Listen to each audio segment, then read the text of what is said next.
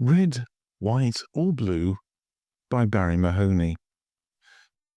I must first confess to having a very simplistic knowledge of wine. I know what I like and what I don't like. I will not spend a lot of time and money on fancy labels, nor will I indulge in that ridiculous time-wasting drama of someone who knows wine tasting it before it's poured knowingly by the waiter. If the wine is off, I would send it back. As an alternative, just sniff the cork. It really is that simple and saves an awful lot of time and embarrassment. What colour of wine do you prefer? I like white wine during a sunny lunchtime snack and maybe a chilled red during a warm evening. I tend to opt for a Canarian or Spanish wine, mainly out of loyalty to my adopted country. But I guess that my favourites are the island wines, and particularly those from the island of Lanzarote. Now, what about blue wine? I had the pleasure of trying a blue wine recently. I was initially a little doubtful, but since blue is my favourite colour, and it was glowing temptingly in the sunshine, I didn't hesitate. After the first tentative sip, I knew that I was hooked. Not only did the deep, rich blue colour look amazing, but it suited my palate perfectly. Yeah, it was on the sweet side, but it was the kind of sweetness that fits so well on a hot sunny day by the swimming pool or in a bar overlooking the sea.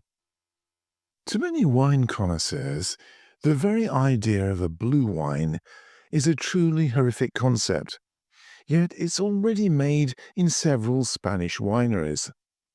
I'm told that blue wine is a mix of mainly white and a little red wine, as well as freshly crushed grape juice. The blue colour is based upon using two pigments, anthocyanin, which is found in the skin of red grapes, and indigo carmine. It's best described as a blend of technology and the best that nature can provide. I'm also told that blue wine has received mixed reviews, including from the Paris Ritz, who describe it as surprising. Whether that is surprisingly good or surprisingly bad, I've yet to find out. Whilst the UK's Telegraph referred to it as a gimmick, which probably means it's rather nice, but they don't want anyone else to know about it.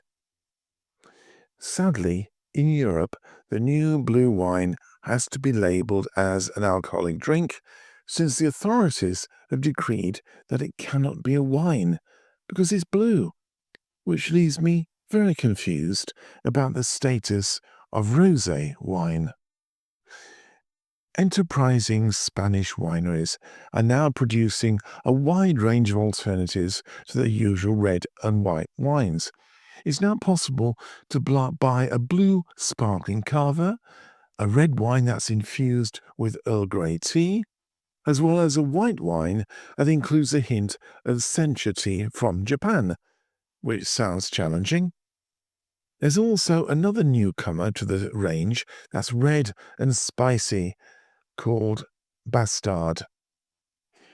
Now, I'm not at all sure about that one, so I think I'll maintain my loyalty to wines from Lanzarote and the other islands, but I do recommend that you try the blue wine if you get the opportunity.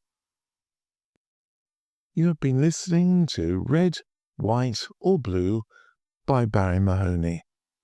This is part of the Letters from the Atlantic series. If you'd like to find out more about me, my books, blogs and podcasts, please go to my website, which is www.barriemahoney.com, and that's Barrie with an IE. And thank you for listening.